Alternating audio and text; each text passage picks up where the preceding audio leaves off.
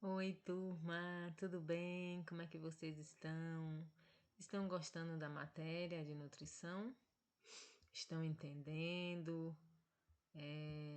A nossa postagem às vezes sai baixo, né? Acho que é devido o áudio do celular, o áudio do notebook, mas espero que vocês estejam gostando, entendendo a nossa abordagem, tá? Agora nós iremos falar sobre higienização pessoal, higienização dos utensílios e alimentos na prevenção da contaminação.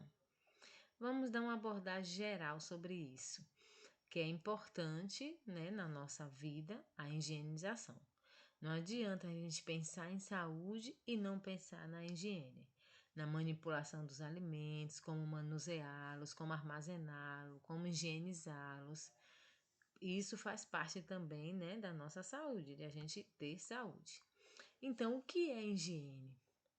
A higiene na área alimentar, que é a nossa área, né, nossa matéria, alimento seguro é aquele que, além de apresentar as propriedades nutricionais esperadas pelo consumidor, não lhe causa danos à saúde e nem lhe tira o prazer e a alegria de alimentar-se corretamente e seguramente.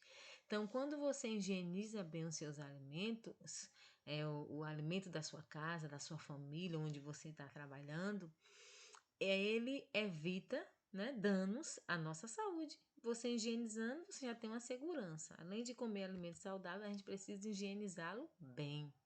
Então, o consumo de alimentos preparados sem os devidos cuidados de higiene, o que é que pode acontecer? Eles propiciam a ocorrência de doenças transmitidas por alimentos, chamadas as DTAs, né? E essas ocorrem quando micro-organismos prejudiciais à saúde ou substâncias tóxicas são transmitidas ao homem através do alimento. Então acontece, tem pessoas internadas, tem pessoas que às vezes pode até levar à morte por ingerir alimentos contaminados. E existe vários tipos de contaminação que a gente vai falar lá na frente. Então, para evitar essas doenças, é fundamental que as regras de boas práticas de higiene durante a manipulação dos alimentos sejam seguidas, desde a escolha, a compra dos produtos a ser utilizados no preparo do alimento até o momento de servir a refeição. Então, às vezes a gente prepara o alimento, né? Tá ali, mas deixa em cima do fogão descoberto, coloca um pano de prato que não está sendo higienizado, que não foi limpo, que está usado, aí coloca em cima do alimento cozido ali, naturalmente saudável, e contamina, né? Às vezes os utensílios que a gente manuseia, as panelas, a própria mesa onde a gente coloca o alimento depois de preparado, precisa estar higienizado também.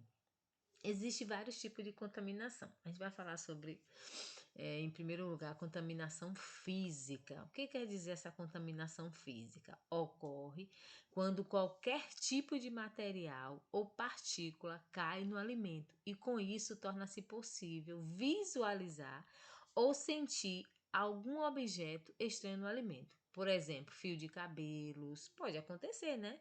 Cacos de vidro, nossa mãe, isso aí não deve acontecer nunca. Cacos de vidro, pedrinhas, madeiras, aquelas fiozinhos da vassoura, às vezes a gente pode encontrar até na farinha que você compra vem, e outros tipos de contaminação física, que são visíveis, que vocês devem estar lembrando como é. Então, esse é um tipo de contaminação perigosa e a gente deve estar de olho na nossa alimentação para que a gente, ao manusear, tenha esses cuidados ao comprar e ao comer fora de casa. A gente precisa também estar dando essa visualização. E o outro tipo de contaminação é contaminação química. Ocorre quando há contato entre produtos químicos e os alimentos, que muitas vezes acidentalmente ou por falta de organização. Por exemplo, quando colocados em uma mesma sacola do supermercado, por exemplo, a gente faz a feira, compra lá nosso alimento na feirinha, no supermercado, na loja e chega em casa com aquela mesma sacola e coloca dentro da nossa geladeira. ou armazenados em um mesmo armário. Alimentos e produtos de limpeza não pode ser, tem que ser separado. O produto de limpeza, o ideal é ficar no armário fora da cozinha. Uso indiscriminado de inseticidas, produtos tóxicos sem identificação, às vezes até o excesso de quiboa que as pessoas usam para higienizar alimento é prejudicial à saúde, né? Quando usa para higienizar a água sanitária, tem que ter muito cuidado. Ela tem a dosagem, né? Uma colher para 1 litro. Então tem que seguir essa regra. Às vezes as pessoas querem higienizar demais e colocam mais. Então, a contaminação química são contaminações também principalmente, né, perigosa, porque ela pode ser letal, dependendo da quantidade, e que é no dia a dia nosso a gente pode produzir, manusear e assim o nosso alimento ficar contaminado. Os alimentos, durante o preparo dos alimentos, evite lavar louça. Eu sempre lavo antes, né? Higienizo bastante a pia, lavo os pratos que tá sujo, depois é que eu vou manipular o alimento. O detergente altera o aroma dos alimentos e ainda assim tem risco de ocorrer uma contaminação química nos alimentos. Às vezes as pessoas higienizam até o ovo, a casquinha do ovo, a gente deve lavar, porque veio de um lugar sujo, né? Saiu de dentro do ânus do animal e cai ali no chão. Eles colocam dentro daquela vasilha aquele material que carrega o ovo de papelão ali é bem prejudicial, passa rato, passa barata. Então você lava, mas não é necessidade de lavar com detergente. Eu já vi pessoas pegar bucha de prata, aquele lado grosso da bucha, encher de sabão e passar nos ovos. Não pode. Você lava na água corrente ele e deixa ali um paninho seco e depois coloca dentro da geladeira. Então, o detergente, eu já vi uma mulher lavar frango, o peito do frango, gente. Ela passava detergente fora do frango. Tá contaminando para entrar dentro do organismo. Por isso que fica o sangue contaminado com pesticida, né? Então, tem que ter muito cuidado com isso. Os tipos de contaminação biológica também, que é ocasionada pela contaminação do alimento por micro-organismos, fungos, bactérias, protozoários ou parasitas, sendo que a maioria das DTAs, das doenças transmissíveis por alimento, é causada pelas bactérias, né? A gente sabe. Existe às vezes até algum alimento que está estragado, mas você não sente o cheiro. Ele tem uma viscosidade, ele perde a estrutura. Por exemplo, um biscoito que fica destampado, ele não fica mole, ali ele já não deve ser consumido. Se ele tem uma estrutura crocante, naturalmente, quando você pega que ele já perdeu aquela estrutura, ele já alterou. Ali pode ter fungos, bactéria e a gente não visualiza, não vê.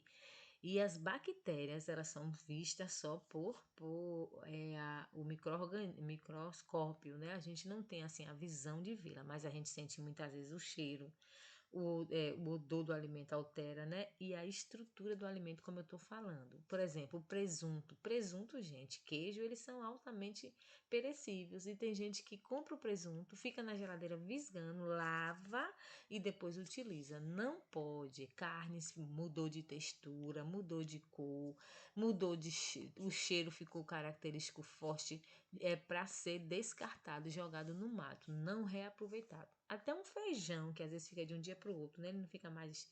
Perde assim a sua textura e as pessoas fervem achando que vai matar ali a bactéria. Não vai, tem que ser descartado, porque pode trazer problema de saúde para o nosso organismo, nosso corpo, nossa família, né? Porque o micro-organismo ele vive em um mundo que invisível. É um mundo invisível, o mundo dos micro-organismos. São seres vivos tão pequenos que não conseguimos enxergá-los, como eu falei, a olho nu. Eles estão presentes em todos os lugares, como na terra, na água, nos utensílios de cozinha, no nosso corpo e até mesmo no ar. Por incrível que pareça, a maioria dos micro-organismos não são prejudiciais à nossa saúde e são úteis a nós, porque muitos deles nos defendem. Eles precisa ter uma quantidade, né, no nosso. A gente tem milhões de micro-organismos dentro de nós. Quer dizer, as pessoas sentem, eu sou sozinha, né? Não, tem muito micro-organismo que lhe acompanha aí, bactérias também, mas são bactérias benéficas para nos defender. Só que quando elas são em excesso e nos alimentos estragados, elas são prejudiciais à nossa saúde. Estes micro-organismos são chamados de benéficos, os que são benéficos, né, que são usados na fermentação de cerveja, no crescimento de massas de pães, nos antibióticos. Não sei se vocês já viram falar, nos kefir, no iogurte, na kombucha, que são fermentações através de chás no leite para alterar ali aquela estrutura daquele alimento e aquela bactéria ser benéfica, para favorecer uma saúde à nossa flora intestinal. A gente precisa dessas bactérias. Por isso que eu sempre indico meus pacientes, e indico para vocês também, a usar iogurte natural, pelo menos 2 vezes por semana, e aqueles lactobacilos, porque é uma fonte viva, né, de lactobacilo que o nosso organismo precisa. Então, os micro-organismos deteriorantes alteram as características dos alimentos, causando-lhes mau cheiro, como eu falei, e o gosto ruim.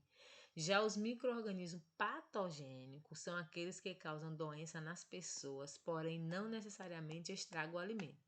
Então, existem alguns micro-organismos patogênicos, né, que eles trazem problemas de saúde, mas que muitas vezes eles não estragam alimentos, mas eles estragam a saúde do indivíduo.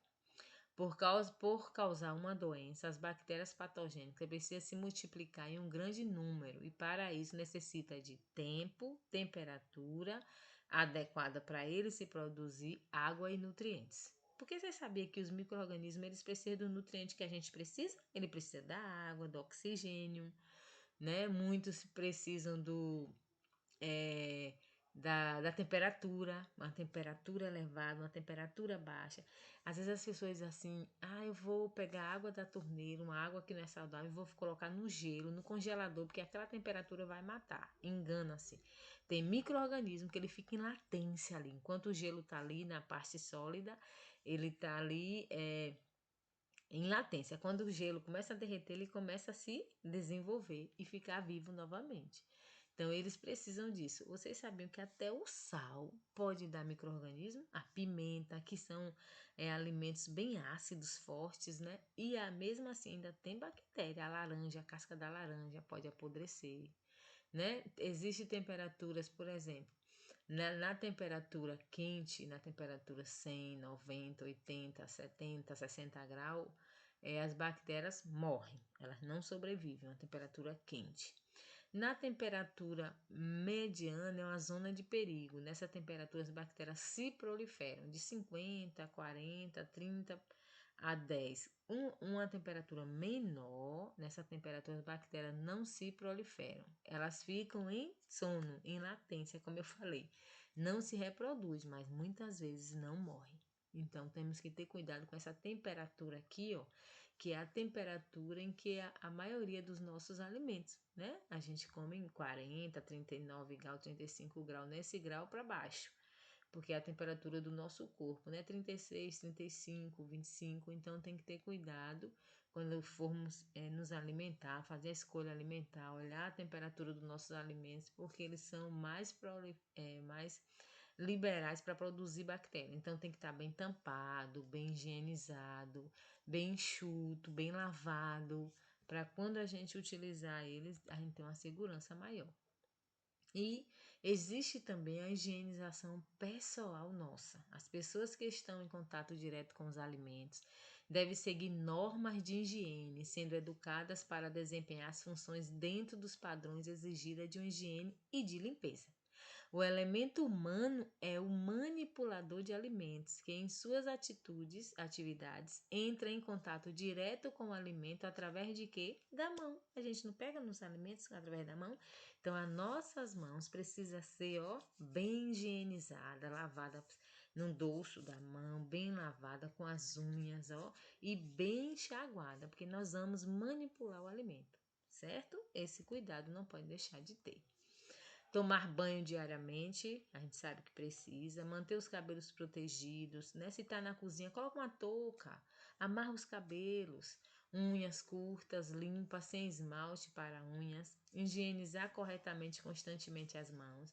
Geralmente, esse sem esmalte, a gente sempre pega mais no pé quando é para uma cozinha industrial, né? Eu trabalho numa cozinha industrial onde a gente faz alimentos para 400 peão. Os manipuladores, a unha não pode ter esmalte, tem que ser uma unha paradinha, limpinha e utiliza luva ainda, né? A gente ainda exige usar luvas. A higienização de utensílios domésticos também a gente precisa citar aqui rapidinho. Os utensílios utilizados na cozinha para o apoio e armazenamento do alimento devem ser sempre mantidos lavados, seja de materiais fáceis de lavar e higienizar, como por exemplo plástico ou inox ou vidro, né? E ter cuidado para que o vidro não trinque. Às vezes a gente tem algum material de vidro, uma travessa, ela quebra ali a pontinha e nós utilizamos aquela travessa. Tem que ter cuidado porque ela libera resíduos de vidro e a gente não percebe. Quando você bater, tiver atrito assim, bater numa madeira, tem que ter cuidado para não cortar a carne. Na verdade, as tábuas de carne não pode ser de madeira, tem que ser de vidro ou de um polietileno, né, um plástico que não solta resíduos. Tem que ter o máximo de cuidado com isso. Aí o material tem que ser plásticos resistente. A madeira não é o material apropriado para o uso em cozinha, pois com o desgaste acaba criando vincos e impossibilita uma correta limpeza, sendo assim propiciar o acúmulo de sujeira e micro-organismos em sua superfície. Porque quando você vai batendo a carne, você bateu hoje a verdura, você vai dando aquele atrito, ela não vai entrando, fazendo aqueles vincozinhos, naquelas tiras, fica cheio de micro-organismos. E eu sempre oriento, a tábua de carne é uma, de alimentos de origem animal, carne, frango, peixe é uma, e a que corta legumes e frutas é outra. E não deve ser armazenada juntas no mesmo lugar e também não deve ser feito no mesmo dia. Então, se eu tiro esse momento para fazer tratar minhas carnes, lavar, higienizar, é hoje. E depois eu higienizo a pia toda com sabão, com hipoclorito, para depois utilizar, fazer uma salada de fruta ou um suco, tá certo? Lembre-se, louças devem secar naturalmente. Os panos de algodão são feitos de fibras naturais e acumulam muitas sujeiras. Estão quase sempre úmidos, dando as condições adequadas para a multiplicação de bactérias. Então, tem que manter os panos sempre limpos, lave-os sempre com água sanitária, preferência por panos perfurados, como aquele pano Perfexo, que ele já é preparado para higienizar os alimentos, higienizar a pia, higienizar a mesa e também secar nossas louças. Deixar no escorredor ali, ó, escorrendo, depois passa um pano bem sequinho para tirar o resíduo, bem pouco da água. Não pegar o prato bem molhado e a gente passar no pano. E às vezes fica aquele pano molhado passando de um para o outro, né?